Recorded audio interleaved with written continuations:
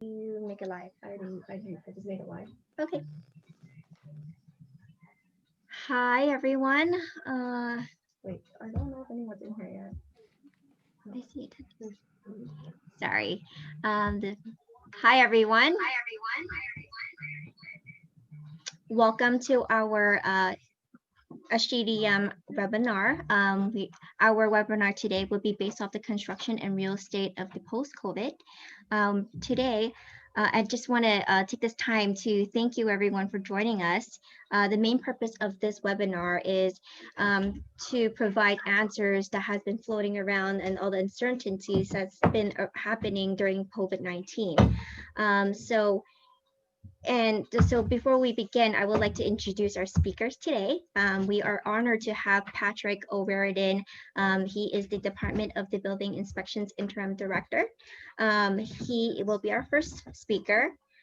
He was appointed to this role March 18, 2020 by the Building Inspection Commission. Patrick joined DBI in 2000 as a field inspector and moved up the ranks to senior inspector and then chief building inspector in 2013.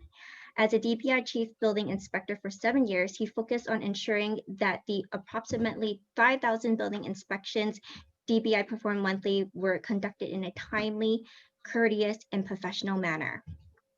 Over the 3 decades he has worked in an industry, Patrick has taken a proactive, open, collaborative approach to engaging the stakeholders, customer, and partner to stay current with the construction industry in San Francisco and implement the best practices.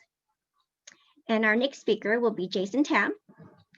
As a San Francisco native, Jason Tam is intimately familiar with the landscape of this remarkable city and stays in tune with its ever-changing market trends. His real estate acumen is complemented by his in-depth knowledge of the Bay Area history, architecture, economic, and real estate. He served 2 terms as vice president of the Parkside Merchant Association and has owned and operated several businesses in the city.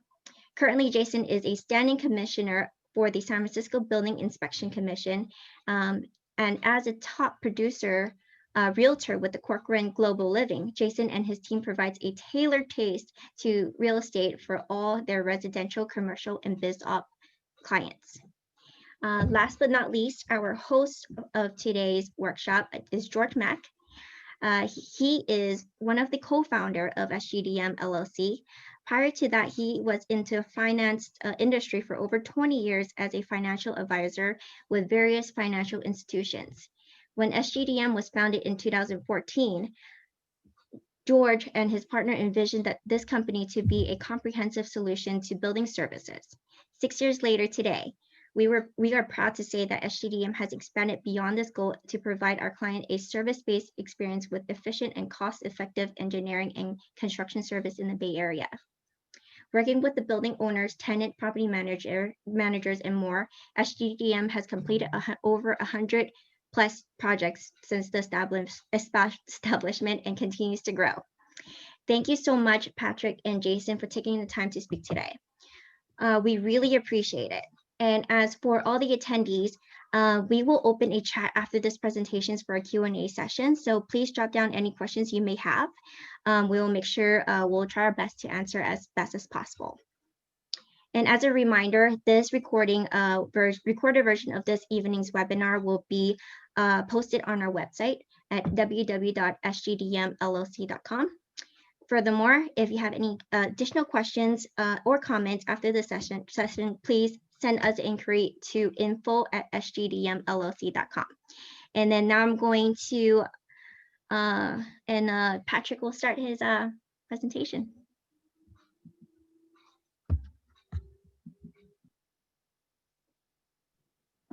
Thank you, Julia, for your kind words during the introduction.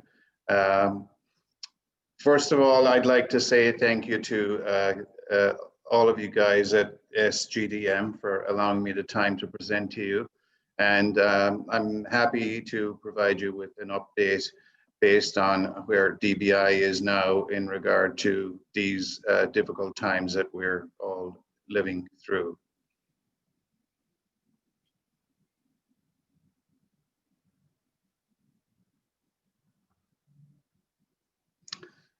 My name is Patrick O'Riordan. I'm the DBI's interim director. First of all, I'd like to tell you guys about my vision. My values are basically in efficiency, transparency, accountability, and I have a strong belief in providing good customer service. We have moved now into our new office location at 49 South Van Ness. That move occurred over the period of the end last week of July and the first week of August. DBI operations are located on the second floor where we have our permit center, and our inspection services group and records management group, along with code enforcement and housing, are on our fourth floor.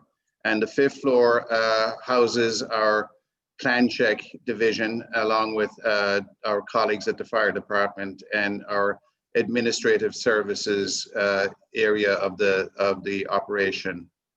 Next slide, please. So DBI services during the stay-home period. Can I have that? Yeah. So in March and April, we had limited services available.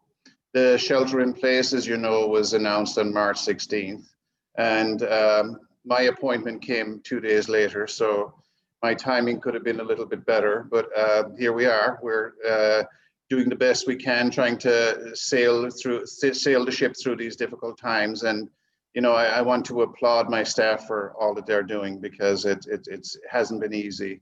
So initially, we launched electronic plan review, or EPR, for the projects that we had been taking in by virtue of people literally walking in the doors of 1660 Mission Street and working with our plan check division. That all changed on March 18th because we had to shutter our operation to the public. So our only option really at that time was to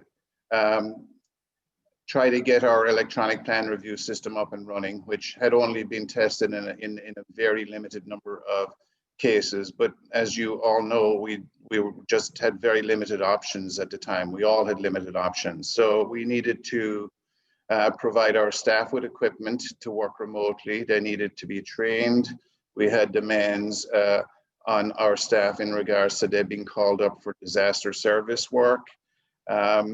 Then we started to realize that the challenges of EPR were things like we had a huge volume of permits coming in electronically. There were workflow issues. And I think what the biggest thing was for us was the simple over-the-counter permits, which was 93% of our operation here at DBI, had now become something that folks were submitting applications, and we would have to vet the address and maybe the block and lock number and the information on those applications. And it was a very arduous, administratively heavy process, and back and forth with emails between our administrative staff and the customer. So the permit that was going out the door in an hour or 2 hours was now, you know, taking days. So literally it was 4 to 5 times as administratively heavy as the over-the-counter process we had at the 5th floor at 1660 Mission Street, which was a very efficient process. So knowing that the EPR and our the Bluebeam software associated with it wasn't working very well for the smaller permits, we pivoted to a curbside process on June 24th at 1660 Mission Street. Then we moved, of course, to here at 49 South Van Ness at the end of July. We converted most of our projects to paper because for those 93% of over-the-counter permits, the EPR system just wasn't working very efficiently. Just this past Saturday, we just to service our stakeholders, we opened for a Saturday to issue some more permits and give folks the opportunity to come in and have the access to an appointment on a Saturday. Next slide, please. So throughout the health crisis, DBI has provided critical building services to ensure things like habitability and safety of the more than 200,000 commercial and residential buildings throughout the city. We've been performing building, plumbing, and electrical inspections. We've continued to conduct housing inspections to ensure maintaining housing and habitability conditions. So along with that, we're providing code enforcement services, mainly in regard to permit complaints. And we're continuing to obviously review drawings and issue permits. Can I have the next slide, please? So processing in paper. So we're processing over-the-counter permits in paper. We're continuing now to process in-house review permits on paper. Of course, trade permits such as plumbing, electrical, mechanical, and boiler to operate permits are issued online. We have an expedited process for emergency permits, things like building fires, and if a car crashes into a building and takes out a structural element. We have a process whereby people can email us and receive or have one of these permits processed right away. I mean, they won't be delayed, because anything that falls into the category of emergency, we're pretty much on it right away. We even have an inspector who's 24/7, 365 for emergencies. So we take that stuff very seriously. So again, with the electronic plan review, we are continuing to take in-house review permits that are submitted electronically for affordable housing projects and development agreement projects. Those are usually projects that are infrastructure in nature, and they generally come about based on agreements that typically they come out of City Hall. So can I have the next slide, please? So right now we have a limited over-the-counter service at 49 South Van Ness. So the way it works is from 7:30 to 9:30 each morning, Monday through Friday, we have a drop-in service for over-the-counter without plans. And the appointments can be made through the Eventbrite site. Tickets are available. Folks will get tickets and they will come in for one of the mornings during the Monday to Friday 7:30 to 9:30 time frame, and get the simple over-the-counter no plans permits. Those are things like kitchen remodels and maybe re-roofing and permits such as that.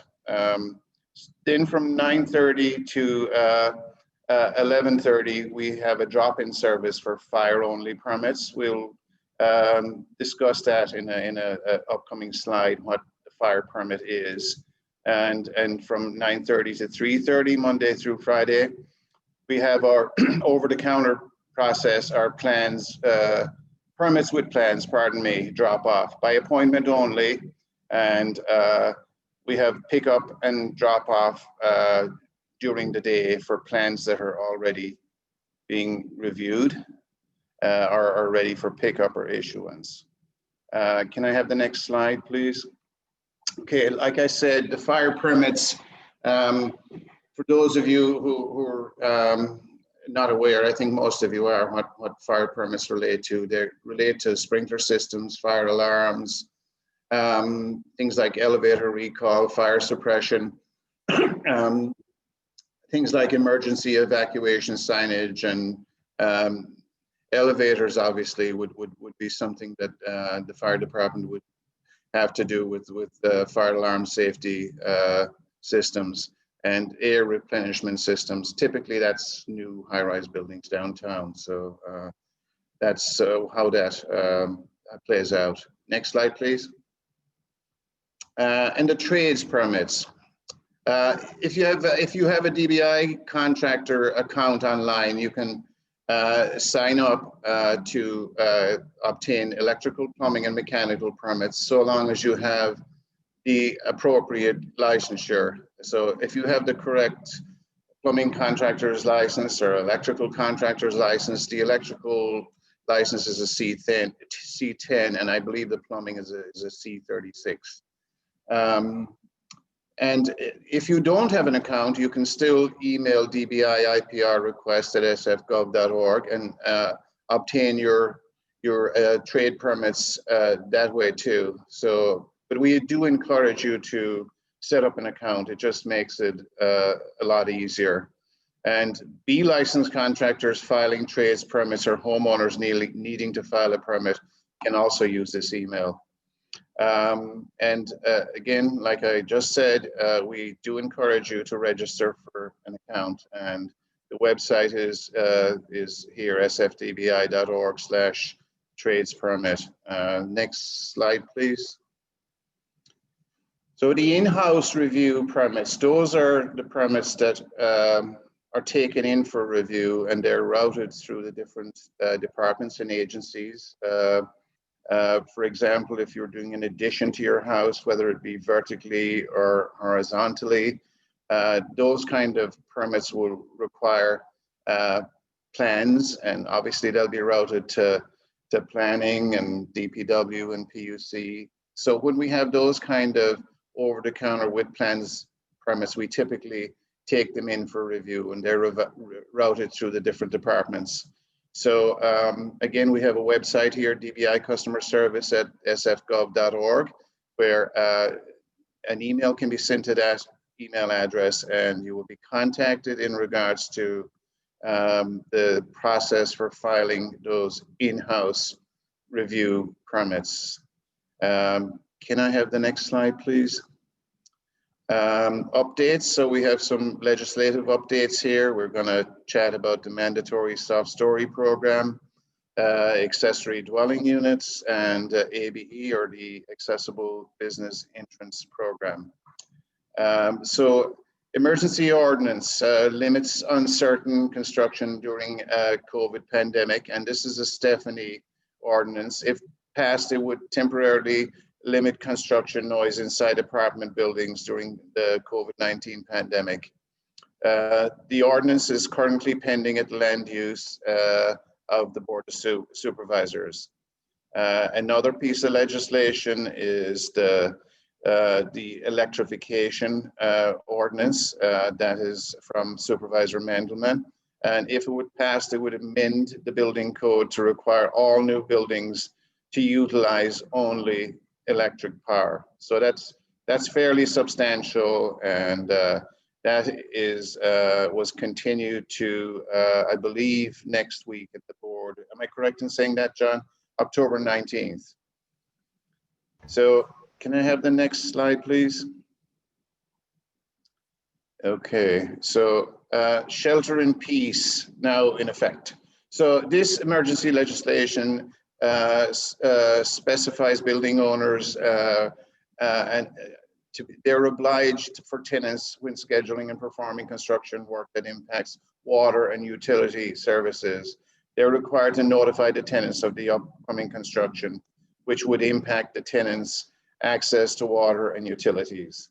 They need to provide alternate water or utility services to those impacted, and provide the tenants a point of contact during the time of construction. They also need to provide temporary installation in the areas where loud instruments, I'm assuming that's meant to say tools, but I see the word instruments there, and I questioned that at the time, but I think it's part of the legislation anyhow. So this is in effect until October 31st and can be further extended by the Board of Supervisors. And again, I think a lot of this is due to where we're going to be with the pandemic at any point in time as to whether or not the board will extend legislation like this. People are, working from home, and there's an impact on those tenants based on the construction. And I think that's where this legislation, you know, comes from. Next slide, please. So on some good news here, we have an extension of the deadline for the Tier 4 properties relating to the soft story program.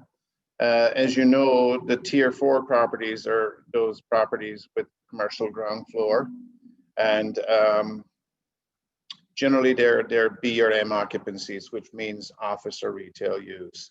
The extension means that the work will now need to be done by September 15th, 2021 to complete the retrofit, that is, and you know, submit to DBI a certificate of final completion.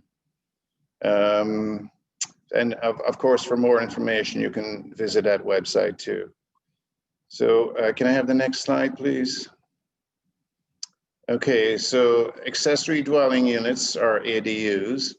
DBI is currently working on ADU applications submitted prior to March to review comments with applicants and to arrange for submittals, issue permits.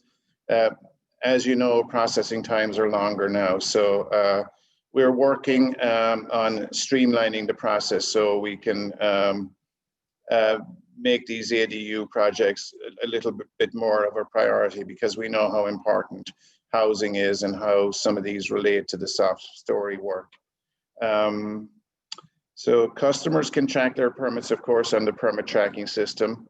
I believe most of you that are in the business of construction or real estate are fairly familiar with our website. So it's a good portal to access information about where a permit is, whether it's signed off or still in the review stages. You can also track complaints. If there are complaints by a tenant or a neighbor on a building, that's also available by visiting that website. And you can obviously reach out to the plan checker who is identified on that permit tracking system. Also, we know it as PTS, so it's an online portal, and encourage you to use it. Next slide, please. The ABE program was passed in 2016 and requires all existing buildings to provide public access at the primary entrances for people with disabilities. This program may apply to you if you're building, obviously, if it serves the public. Property owners are responsible to comply with the ordinance, and there are some timelines here, and I'm not seeing the bottom of that slide for some reason, but December is the compliance deadline, December of 2020 for all of these entrances. So there may be discussion about extending that deadline based on where we are right now, but that usually ends up being something that's based on legislation, such as the extension of the Tier 4 of the soft story program. That was extended by virtue of legislation. So this might end up being the same, but you know, we're obviously going to work with whomever, and based on understanding how the difficult times that we're in, especially with building owners and businesses trying to get by, you know, given all of what's going on. Can I have the next slide, please?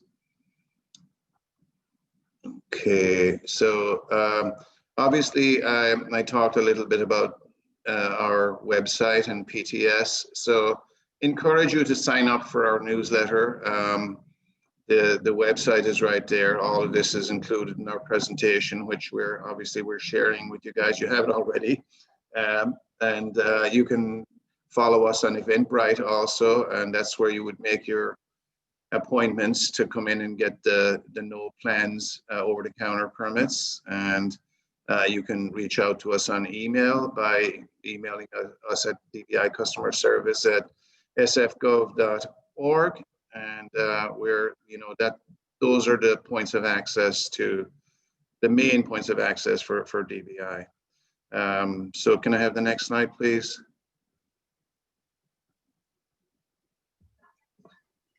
Oh, I think Are we done? Okay.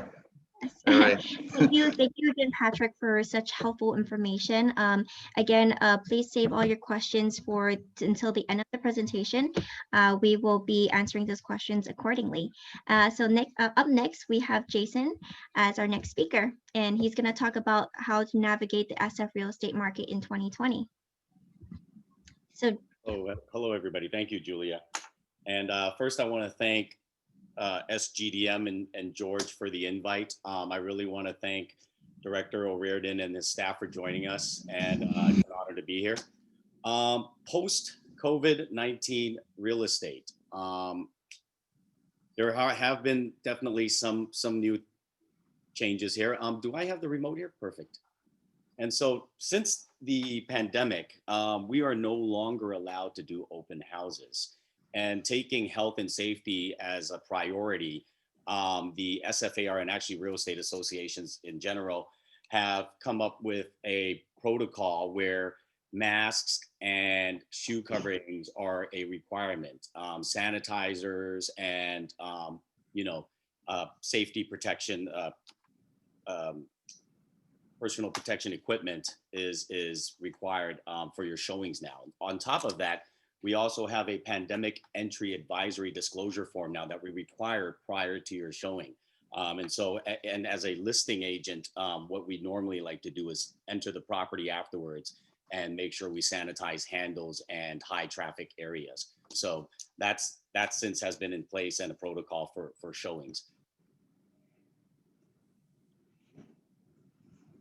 In regards to the market in general itself, median home prices has been in San Francisco at about 1.6 million. Now, in my professional opinion and what we've been seeing, it has not slowed down.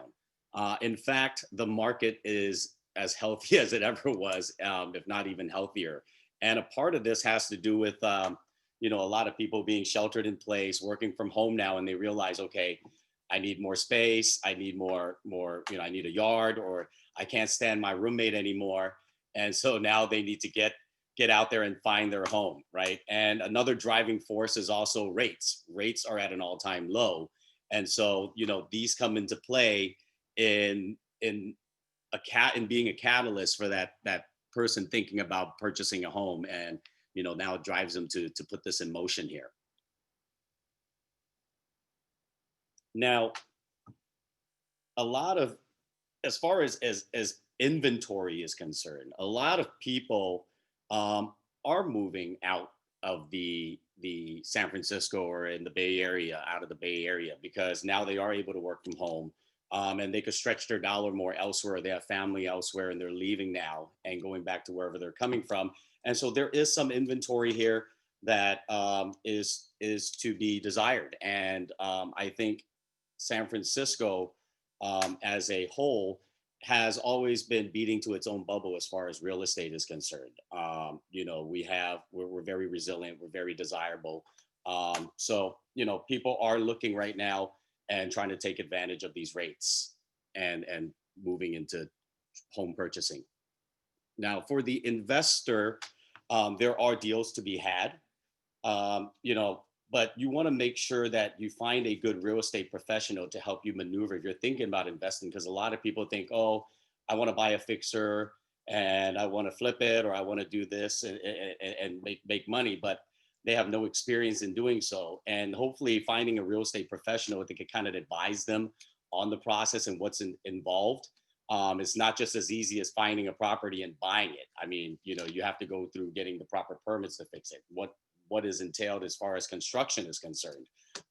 And so, and then after you're done, make sure you don't overbuild the property so that, it doesn't fit your proximity, right? And so all these things come into play for investors, and, there are deals to be had, but you have to work with a real estate professional or somebody that has the experience to guide you in the right direction when it comes to looking for an investment property. First-time home buyers. So for first-time home buyers, which it's always home ownership is always a key to wealth. And for first time home buyers, there's a lot of things you need to look out for right now. If you are thinking about moving forward, make sure you get in touch with a real estate professional. Not only that, you also want to find a good lender, a loan personnel that can help you maneuver a mortgage and getting an approval. A lot of banks have changed their guidelines since the pandemic. What used to require 20% down now require 25% down. And guidelines have also changed, and so making sure that you find the right person to help you, procure a loan and a realtor to help you maneuver this process is key. It's best if you could find one that knows that works with a lender, a realtor that works with a lender, or a lender vice versa. That way, they are transparent with each other. And, there's been situations where private lenders have, given an approval. And what happens is, it's not through underwriting, and they held them, along the process. But at the end of the day, what ended up happening was that, I don't think it's ethical, but they cherry picked whatever made more sense for them as far as from the lending standpoint, right? And these are, private lenders. But, with major banks, they are, they're pretty upfront, and they do disclose all their guidelines. Just make sure you find the right persons to help you maneuver this, and that, you're in the right direction there. For sellers, so our team here at Corcoran and Team Honda, we tailor our strategy to our sellers' needs. Not every seller is the same. There's no two property that are the same. And so being able to tailor a plan of a course of action that makes sense for them is key for sellers. There has been a client of mine who, for example, he has about 200 units across San Francisco. And for him, he had a 2-unit in Bernal Heights that came up on the market. Now, normally this 2 units vacant sells for about $2 million, give or take. We sat down, we outlined, his plan, his goals, and we actually suggested instead, why don't he put some money out and rehab both the units and move forward with a TIC, now giving him, if he was to sell these 2 units separately as TICs, that would actually, with comps, would actually give him about 1.4 to 1.6 per unit. So now he just went from 2 million to 2.8 million as a potential sale. So, make sure for sellers, make sure you work with somebody knowledgeable, experienced, and thinks outside the box and tailors your strategic sale to your goals.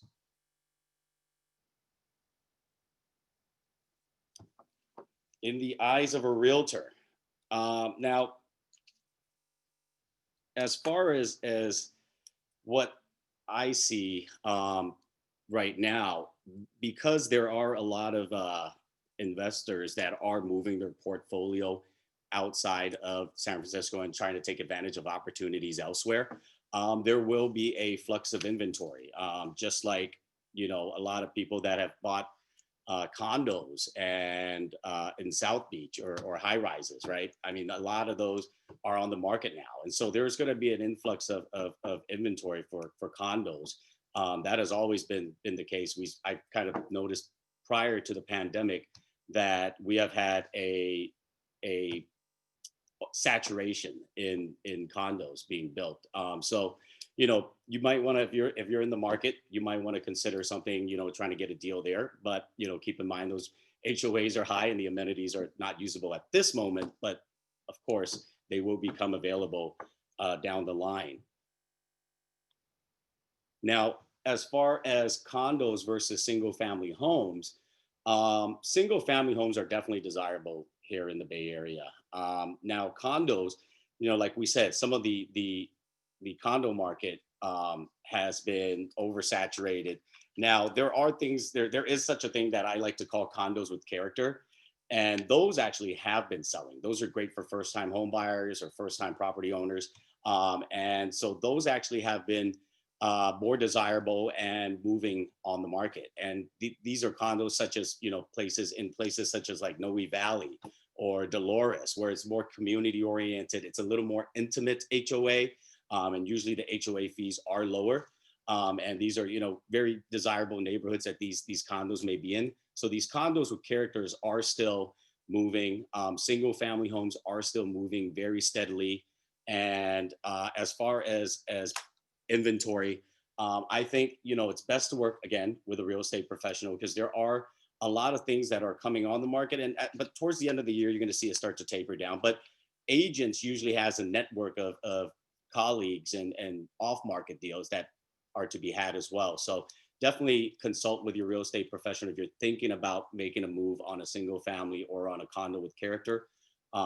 Those are available, and we're happy to help. Median sale prices, I think, are continue in the Bay Area and in San Francisco, Peninsula, East Bay here.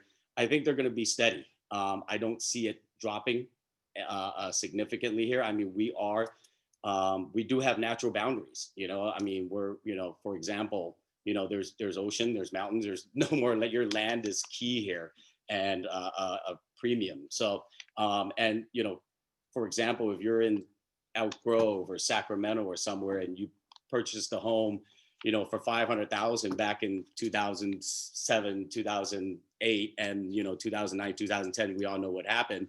That home for $500,000 that you purchased probably went down to $250,000 and never quite rebounded to its $500,000 original price there. And so, but in San Francisco, 2007, your $1 million house, in 2008, 2009, 2010 may have went down to 920, but rebounded and is worth maybe 1.6 now. So because of those natural boundaries, because we are a major metro area, I don't see our market here really kind of diving, so keep that in mind. And as far as the future goes here in San Francisco is very resilient. I mean, the pandemic will pass. And so, again, our market here is healthy. I would be very conscious if you do move forward with a condo, make sure you make the right moves and consult a professional. And the condos with characters would be kind of the top choice there for you if you are looking for a starter home and it fits the budget. But also single family homes, in the Bay Area here, San Francisco, East Bay, South Bay, still have room for growth and building wealth. So thank you so much. And I think that concludes my little segment here. Thank you, Jason. That was, thank you for taking the time out of your busy time. I know you're busy selling, so. So our next speaker, we have the host, George Mack. He is the managing partner at SGDM, and he's going to be discussing how the pandemic is changing construction.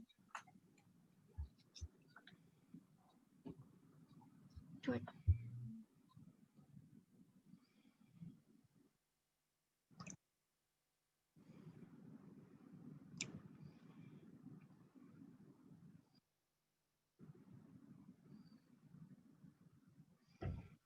Okay.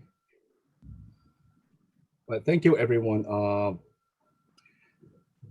Thank you, first of all, thank you for the kind introduction, Julia, and also the participation for Director O'Riordan and his team. Very useful information for our audience here. And Jason, thank you for your participation and give us a very, very good overview of the real estate market in San Francisco Bay Area. And without further ado, what I'd like to do is to share with you guys what, from a real life experience perspective, what a contractor like SGDM has been experiencing operating within the pandemic, and how this COVID-19 have changed the construction industry. So can I have the next slide? First of all, a shift in the demand for construction. During the last 7 months, ever since the March 16, the health order came about, the entire platform has changed for basically the entire construction industry in San Francisco and pretty much all over the United States. this particular shift has to do with additional planning time, the process that we have to go through in each and every one of our project has been doubled. The personnel involved in planning, executing the rules and regulations within the health guideline has put a lot more stress in the construction process. As we well aware of, the shelter in place have put almost everyone, back to their homes, their apartment buildings, while we are conducting construction services. SGDM is considered as essential construction company because we handle a lot of soft story retrofitting, and dealing with the additional process and the protocol has made us our life a little bit tougher. In addition to that, we also have put together a team, ever since we formed or we started SGDM, our client manager, our in-house and on the field project management team. And each and every one of us ensure that all the construction projects that are happening within the shelter in place era are executing with care, and also making sure that they are well taken care of, and with the mindset that we are also ensure that tenants within those buildings are safe and sound. The process is the key that we have to deal with. And these are some of the feedbacks that are coming from our own construction crew, our foremen, as well as colleagues in the industries. Now, in the last 7 months, we have been learning, just like anyone else, just like any other industry, how to navigate through a lot of moving parts and to execute and complete this project on the timely manner, and making sure that the added cost that are able to absorb by both parties, meaning the building owner as well as SGDM. The additional cost has, for example, due to the cost of material and lumber prices increases, I'm sure people who are in the industry has realized that these costs have increased anywhere from 22 to as much as 60%, depending on the type of material and equipment that we have to put forth in each and every one of our projects. Now, scheduling jobs, job site management, work assignment has become increasingly difficult due to the slowdown in the planning process. And this process, fortunately, has been improving slowly with the help of expertise in the different categories like DBI, DPW, as well as PG&E. Next, I would like to talk about as we continue to navigate. These are the questions that we are often asked. Why are all the delays, within the COVID-19? There are increased number of break-ins at our job sites. There are reduction of street activities. Sometimes intruders are using the unattended construction sites in the past 7 months as their shelters. So that would put a big stress on not just our team, but a big risk for tenants inside a building of any construction sites. So that actually has been slowly taken care of. And we, as a company, in general, our project management team has been able to monitor these activities swiftly. And the rise in vandalism, as I'm sure everyone have seen in the news that vandalism has increased in San Francisco, and that isn't going to be helping any of our construction site. I'm sure most of my colleagues will have a similar problem. We are working at our best effort to mitigate those situations, and also trying to find the best medium, working with both the building owners, the tenants, and the various departments to mitigate. Hopefully we would receive a better outcome in the near future. The next topic I'd like to talk about is delay. All type of delay. To answer a client's question earlier, delay in obtaining parking permits. Once we get the parking permits, it's very, very hard to enforce these parking permit criteria, simply because we are still, within the shelter in place era, and we like to be understanding. So a lot of times these parking are being taken over by certain tenants and or neighbors in the area. When we have a lot of activities going on, particularly when we deliver our material, when we have to pour concrete, that will contribute to the additional delays for our construction team. Now, can we have the next slide, please? Yeah. So contractor, like to touch base a little bit on the next topic. Contractor, in the past 7-8 months, have contributed to a vital role in the real estate industry. As you, many of you have experienced, there's been a lot of tenants relocating. There's been a lot of owner of buildings decided they want to sell the building or relocate from a condo to a single family home due to any specific reason. These are the time where our relationship with both the buyer, seller, the real estate professional, and the property management team play a big role in this category. We often ask to quote based on the fixing up the place and remodel works being done before or prior to any construction, any selling or listing of the property. Now, working with a team of realtor, for instance, Jason and his team, who knows about the industry, who has an insight of what's the outlook of the real estate market in San Francisco, play a big role in this category, because they know if building owner were to sell their soft story building who are not yet completed their the soft story ordinance, then it is a requirement and it still be on record through this buying and selling activities.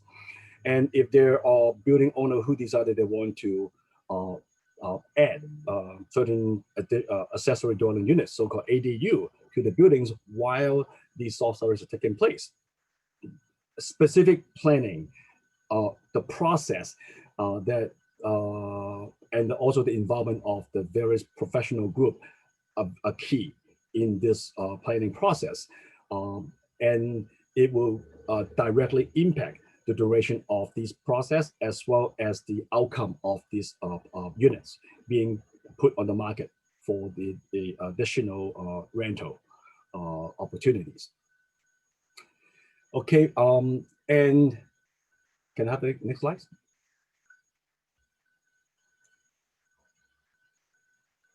Thank you.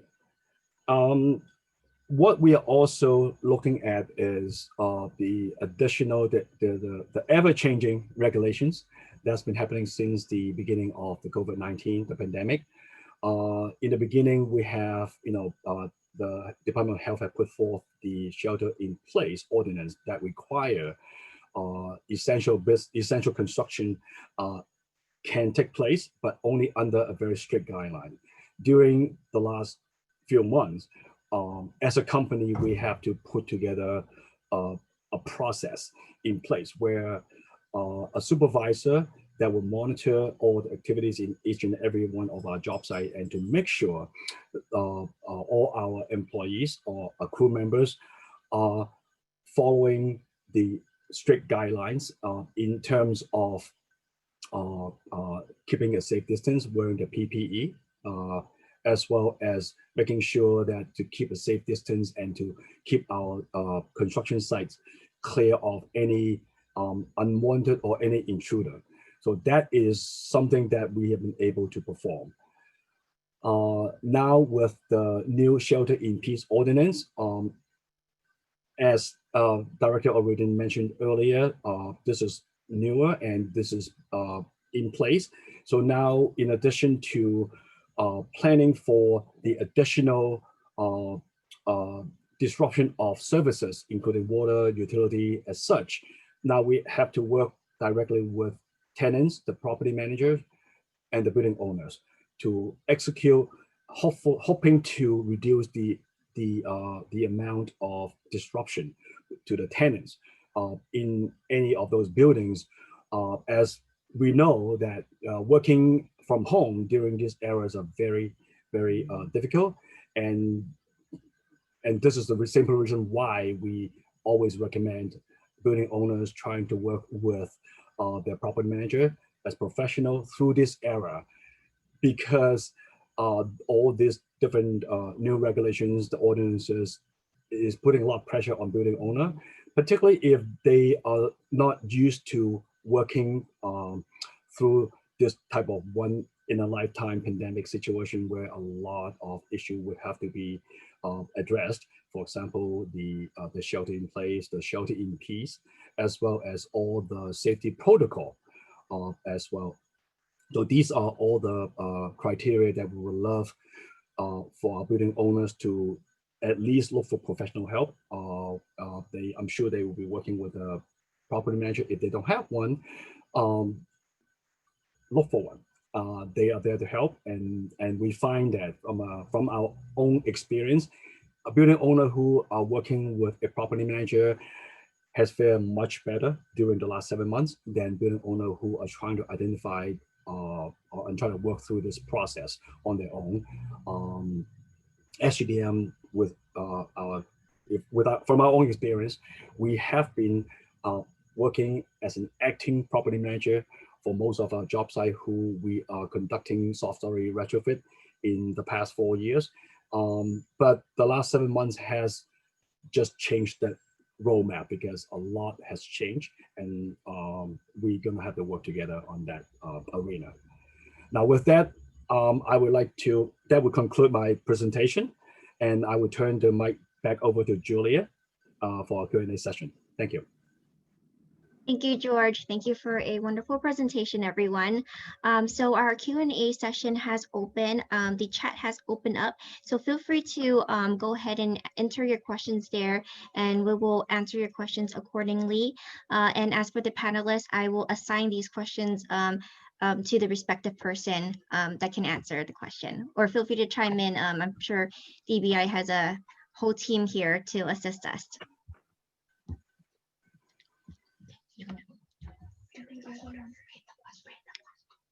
Okay, so our first question would be from Sherry. So after the plans have been reviewed and with comments, there's no email or phone calls to let us know plans are waiting for pickup. We will just have to check PTS for status every day. Will there be a notification system in place? This will be for DBI. Yeah, I can take that one.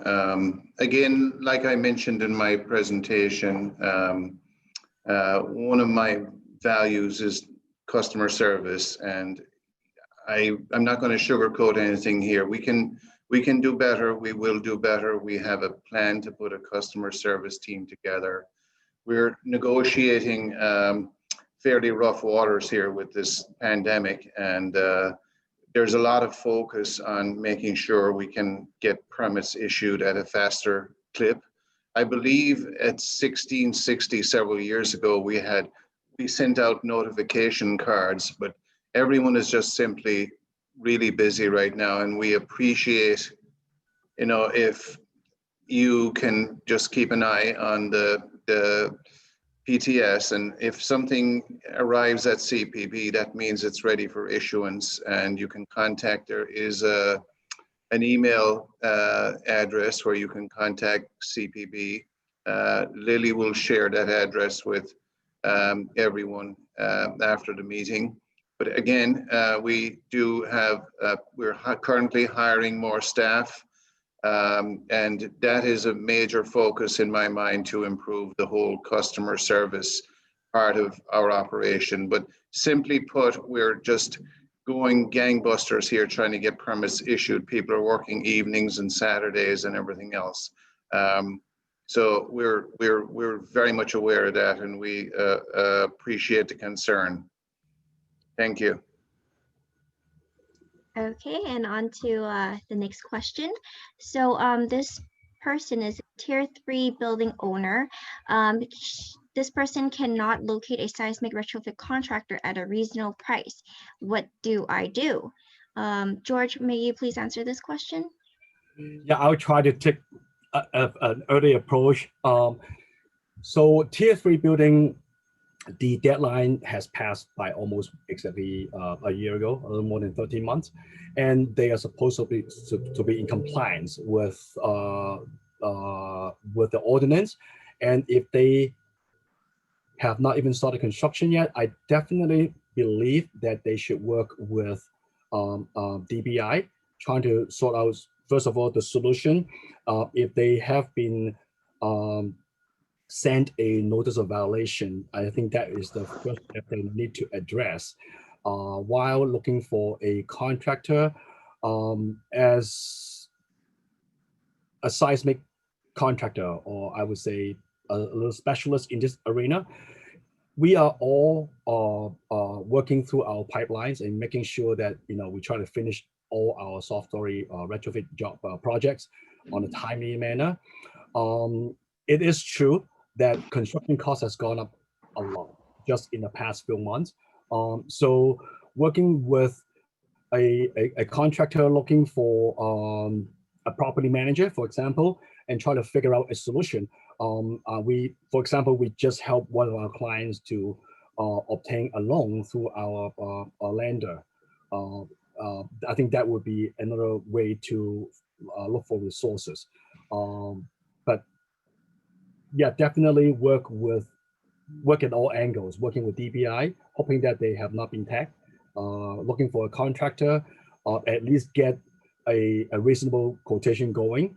And if needed be, work with the property manager and or a realtor of their choice to locate a lender who may be able to finance these activities. Because as my understanding, if they do not have completed the seismic project, certain lenders are now reaching out to them with the notice stating that if you have not completed the project, they may call the loan. So I think that may be one area to explore. Okay, great. Thank you, George. So next question, this one is regarding to Jason. What is the best advice you may have for landlords who are thinking of selling because of COVID? Should they wait out the pandemic? Will the rental market bounce back? So that's a very, very, very great question, and thank you for asking that. It really depends, right? Like I said, everybody's financial situation is different. I think it depends on when you purchased your property, how much equity you have in your property, and what's it going to take you to float that property. At the end of the day, if you're thinking about selling and you just purchased this, last year, I do recommend it. I do recommend selling. However, if you do have some equity into the property, I would kind of explore other options or explore your options at that point, because, what are you going to transition into? I mean, there's a lot of things in play, and this is where we really take that tailored taste to real estate approach to each person's financial standings. Will the rental market bounce back? I think we've had some insane rent amounts prior. Now it's kind of tapered back down, and I think it's where it should be at. And so, will it bounce back to at which point? I don't know if it's going to get back to where it was, but I think it's kind of tapered off and it'll kind of remain where it is, give or take a little bit here and there. But, as far as that goes, I hope it helped answer your question there. And then if you'd like some more information, definitely feel free to reach out through SGDM and get my contact, and I'll be happy to do a better assessment for you. Thank you, Jason. We are reaching our time, and we want to do ask a few more questions if you guys don't mind us going through past our time. And also our questions will be posted on our website as well. And feel free to let us know if you have additional questions. But I'm going to continue asking questions if you don't mind, the panelists sticking around for just a little bit longer. So we do have a next question regarding ANOVs. So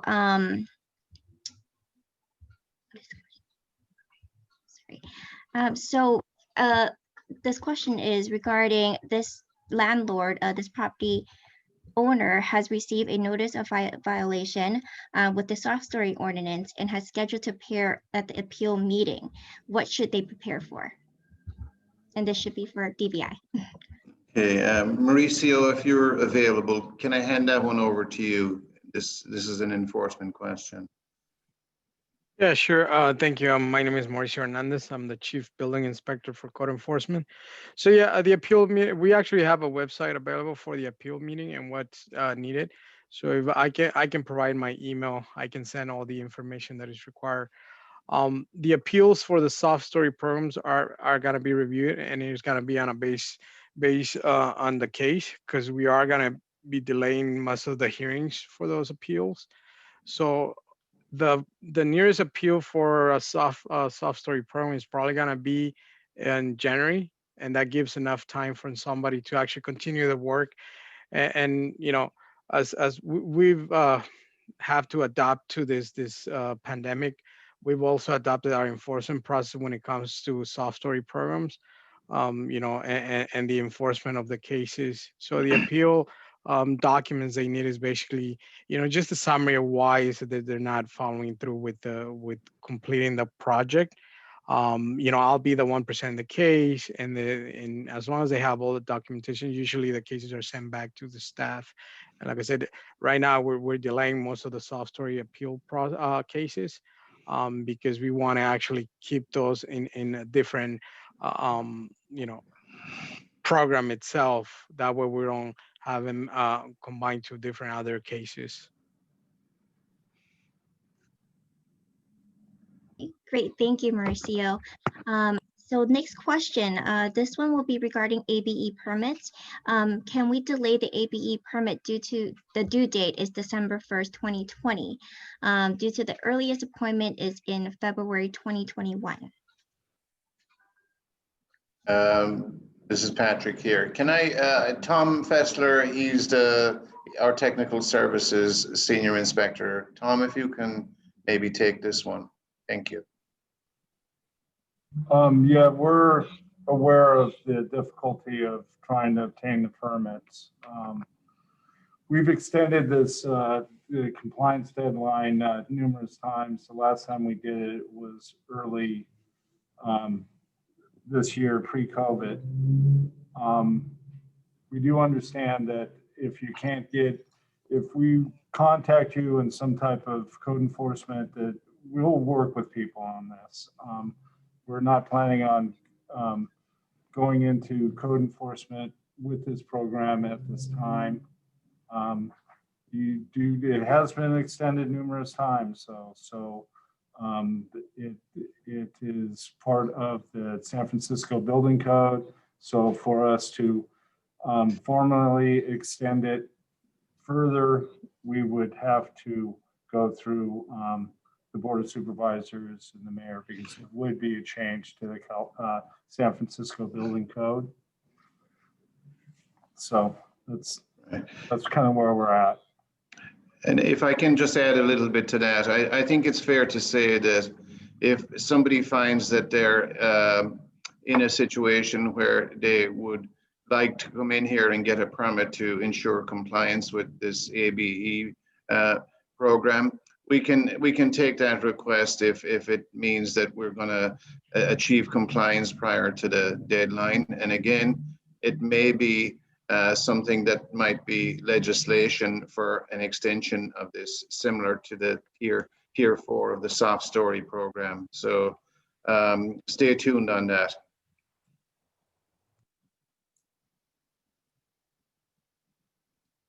Okay, thank you. So the next question would be, again, for DBI, would there be any mandatory retrofit program for duplexes or 4-unit building in the near future? Tom, maybe you can take that one too. I'm not, or maybe even John, if you know of any legislation that's being suggested. John Murray. Hi, this is John Murray. Not at this time. I have not heard of any suggested further retrofit programs. So, at least in that direction. Thank you. And then just due to the time, this might be the last question. And again, we will repost these questions for on our website, and you will find all the answers too. So the last question, again, sorry, DBI, I'm asking for a client if they are applying for building permit for a multifamily with wood stud, and now they want to revise the plan to steel. Will it delay the permit approval lead time? So I guess the thing I'm trying to understand is the permit in a filed status, or is it a permit that was already issued and they need to get a revision? So I'll try to answer both scenarios. So if a permit is currently filed and a revision is needed to make a change to what already is being reviewed, then obviously, I mean, the plan checker, it depends on where they are in reviewing the project, but it will take some additional time to review something if it's been reviewed already. I kind of need to have some more details, so I'd be happy to you know, if I get an email from somebody to look into that. If the permit is issued, for example, then it's the revision is a whole new permit. But we do try to facilitate requests in regard to promoting housing if it involves housing, especially anything that might relate to affordable housing or these ADUs or such submittals. So I'll take an email on that maybe with some more details, and we can get back to whomever with the details on that. Perfect. Thank you so much. So because we are way past our time, and we don't want to hold the panelists with the webinar. So thank you again for joining us. And if you have any questions after this webinar, please email us at info@sgdmllc.com. And we really care about your feedback, and we will try our best to continue these webinars and have a series throughout the year. So if you have any topics you would like to discuss, any guest speakers that you like to request, feel free to let us know, and we'll try our best. And again, all the questions will be reposted on our website, and hopefully, and we'll try to find the answer as best as we can. And thank you again for the panelists and taking their time in their busy schedule, especially during this hard time. So yes, this concludes our webinar. Thank you all so Thank you. much. Thank you so much. Thank you, Thank Director. you. Thank you, Jason. And thank Bye. you for the Stay team, healthy. Director. Okay. Cheers.